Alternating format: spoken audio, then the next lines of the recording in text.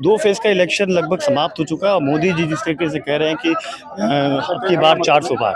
इस वक्त हमारे साथ मौजूद हैं क्षत्रिय महासभा के राष्ट्रीय अध्यक्ष रह चुके कुंवर हरबंस सिंह, जो कि एक क्षत्रिय महासभा के एक बहुत बड़े नेता हैं और पूर्व सांसद हैं। आप यहाँ लगातार कैंपेनिंग करें, उनसे ही पूछेंगे कि इस बार खास तौर पर जो क्षत्रिय मतदाता है उनका रुझान कहीं भाजपा से अलग हुआ है? पश्चिम में तो हुआ है, लेकिन पूर्व में ऐसी कोई बात नहीं है। वजह क्या?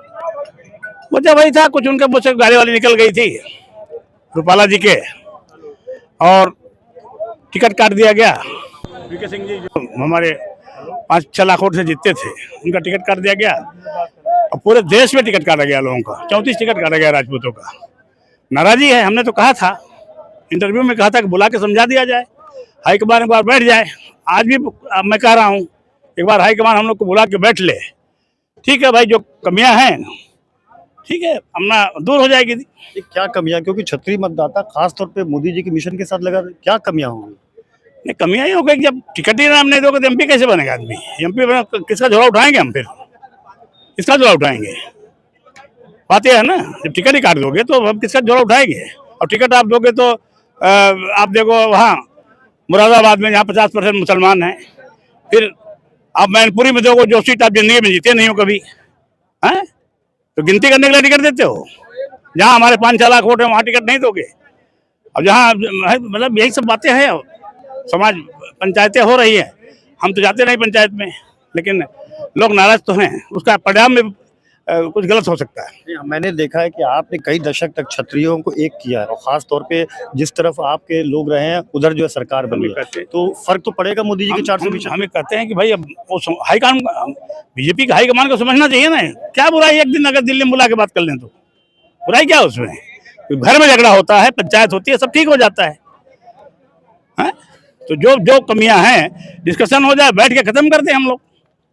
अभी क्या लगता है आपको? अभी 5 फेज का इलेक्शन बचा हुआ है, क्या मोदी जी के 400 पार होगा?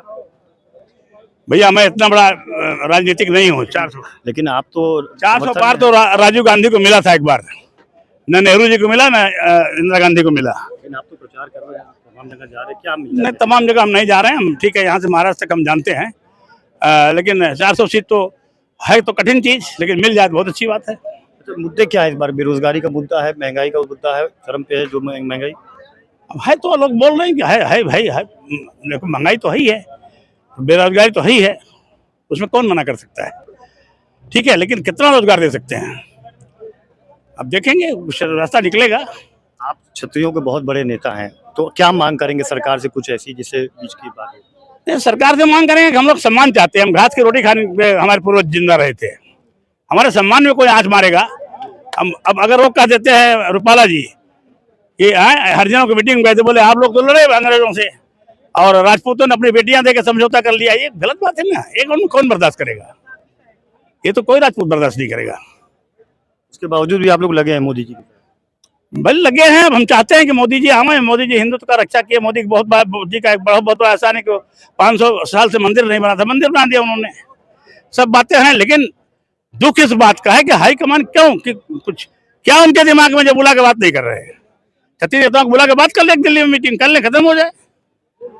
ये थे हमारे साथ कुंवर हरबंस सिंह, जो क्षत्रियों के बहुत बड़े नेता हैं। इन्होंने बहुत काम किया क्षत्रिय महासभा के साथ मिलकर के, और इनकी ये मांग है कि जो क्षत्रिय नाराज हैं, अगर एक बार बैठ करके हाईकमान जो भाजपा का संगठन है वो बुला कर अगर बात कर लेता है तो इसका हल निकल सकता है। और मोदी जी के जो 400 मिशन पे उसे उन्होंने सवाल तो उठा लिया। हालांकि ये कहा है कि मोदी जी की एक बार फिर से सरकार आएगी।